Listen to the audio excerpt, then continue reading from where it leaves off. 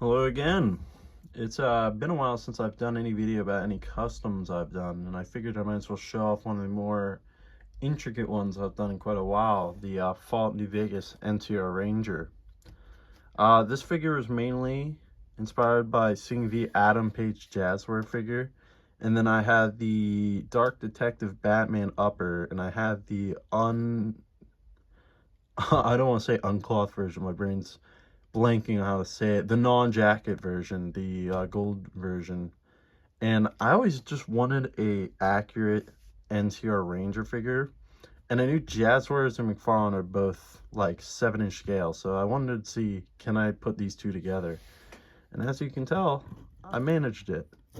I initially managed it by just dremeling and cutting up parts of the bottom of this Dark Detective figure, and just used hot glue and plastic and just kept going over and over again until they molded together.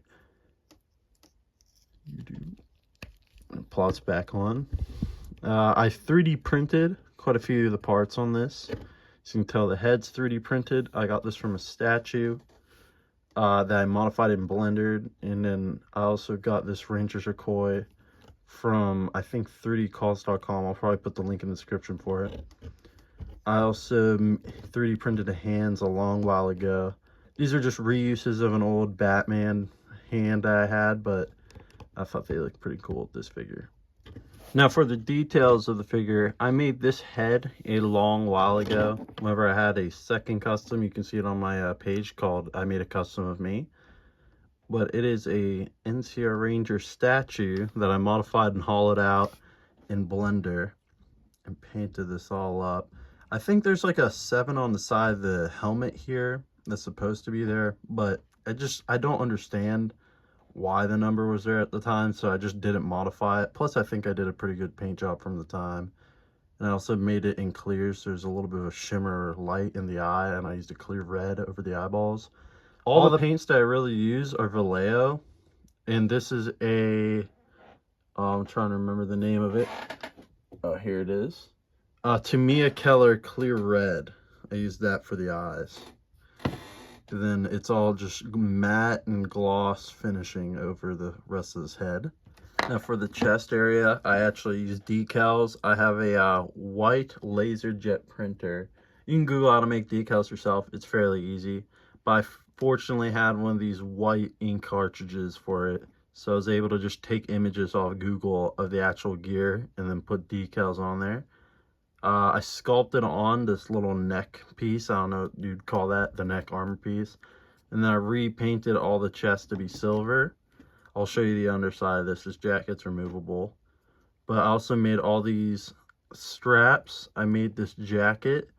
And I also made these arm pieces, which is just silver stacked on top of this cloth fabric, and then sewed around with white leather. I just glued those on there, and these are also removable. I'll show you everything taken off, but for now, just showing up the details. This jacket took so long to find out because I'm not a great sewer. I'm not very good with patterns and all that, so I had to keep going over and over and over and over and over and over and modifying it. I actually found out how to make this from, I'm trying to remember his name, I'll put him right here, and also put the link in the description, because that video is very, very helpful on how to make the pattern and the clothing in general I've done.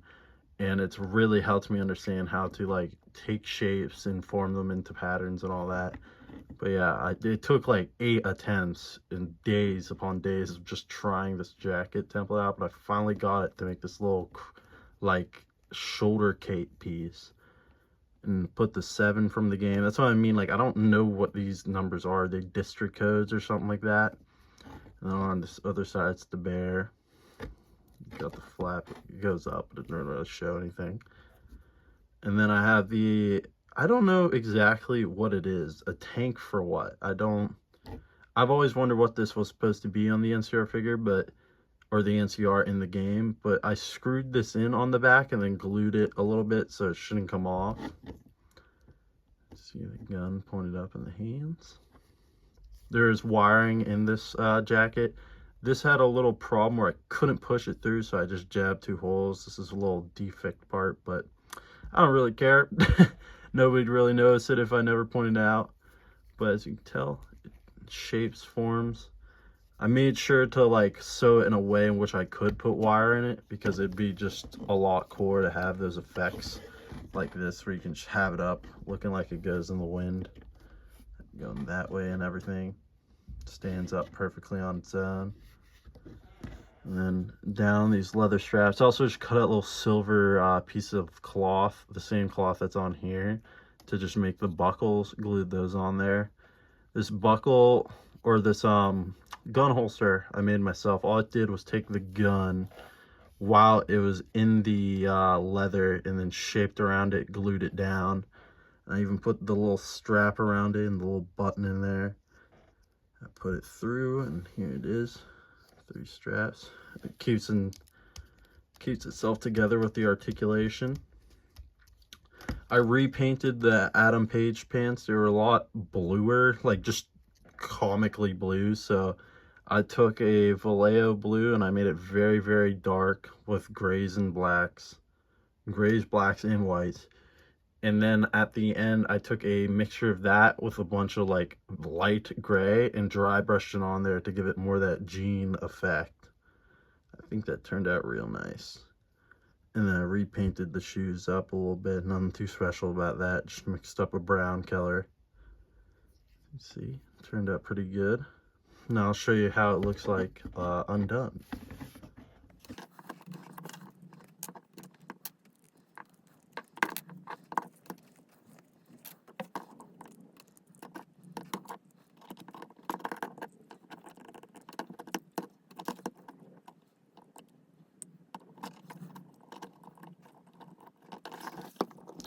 And bam, there you can see. It doesn't have its little jacket on. You can see what I meant by the screwing it in there. I just put a Dremel through there, screwed it into this pack, glued it down. But yeah, the NCR figure, it also can remove its jacket. Nothing too special really on the inside except the custom done skin tone. I believe, let's see, I don't think it was Kislov Flesh. I think it's Cadian Flesh Tone was the color I used. Then I watered it down with some red and then went over it just to get that blood effect in there. The lower forearm I removed from the Batman figure. This is a Mattel, just any wrestling action figure. I just sanded it up, painted right over it, dremeled it in a little bit so the ball peg from the McFarlane could fit in there, and then these interchangeable hands from the Batman. I don't really have many other hands for it at the moment. I was planning on doing it, but F69, the resin I use, is a bit inconsistent, a bit of a mess to use.